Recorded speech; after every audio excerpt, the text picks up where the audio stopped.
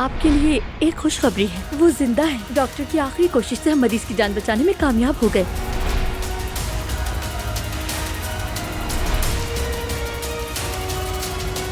नहला, देखो, खुदा के लिए हिम्मत रखो, हमारा बच्चा भी यहाँ है। उस्ताद नूर के दिल में पहले से कोई और है।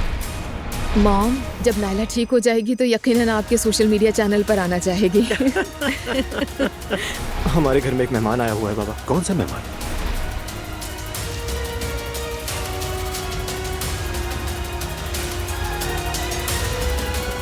नायला देखभाल नहीं कर पाएगी तो मैं ख्याल रख लूंगी। ये सब सुनकर तो मुझे और ज्यादा प्यार हो गया तुमसे। मैं भी बहुत प्यार करती हूँ तुमसे।